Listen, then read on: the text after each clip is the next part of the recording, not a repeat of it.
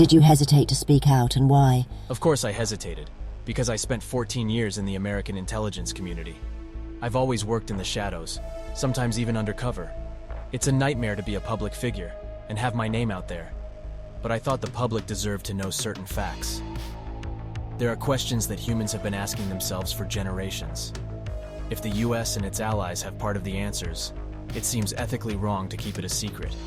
Can you tell us more about these programs which you claim have remained secret for decades? For almost 90 years, the United States and its allies have been recovering fragments of objects and exotic objects, damaged or intact vehicles. The analyses carried out have provided proof that these were non-human objects, particularly those discovered 90 years ago. The programs I'm talking about were dedicated to reverse engineering, studying the properties of an object to determine its inner workings for military purposes. And that is unfortunately the main purpose. Non-human objects.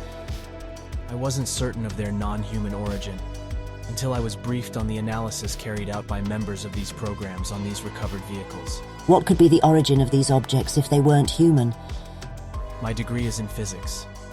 The mechanical and experimental data shows that it's not human. It could be extraterrestrial, or it could be something else, coming from other dimensions as described by quantum mechanics. I haven't seen enough data to say it's one thing instead of another. The US government must have more information. Can we know more about where these ships were recovered? One was recovered in Italy in 1933, which is the earliest case I've been briefed on. I can't talk about the others. What allegedly happened there?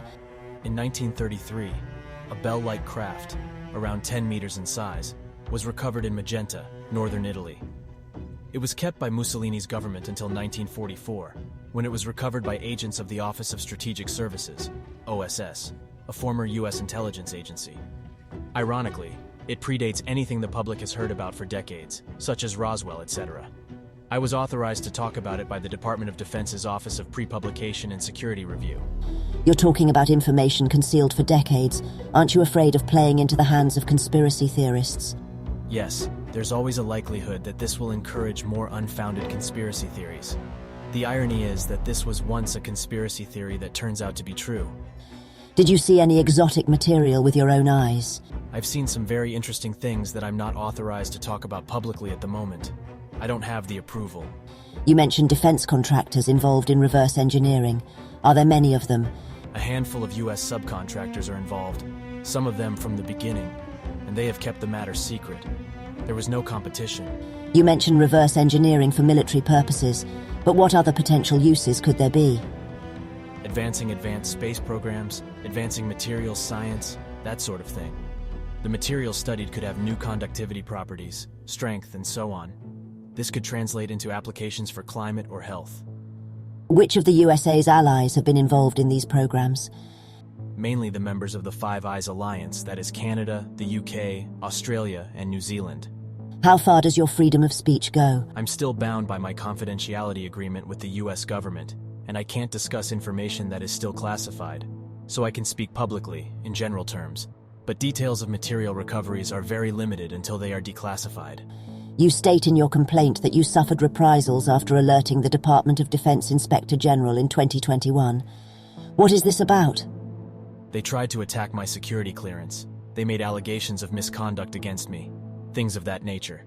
To protect the ongoing investigation on my behalf, I can't give too many details. I think in a few months I'll be able to.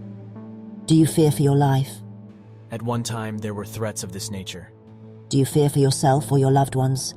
In a situation like this, there is first of all a real risk in remaining anonymous, because it's easy to discreetly attack someone who has no public support. Of course, there's a risk in becoming a public figure, but it's worth it. The American people can push their elected representatives and the president to get answers. So yes, I'm afraid of the paparazzi. People may want to stop me from expressing myself, but I'm willing to take that risk. What are you going to do now? I have more information that I'll publish later. I want to be an opinion leader on this subject. This year, I'll be launching a non-profit foundation to help the scientific community start protocols on this subject, from undergraduates to graduates.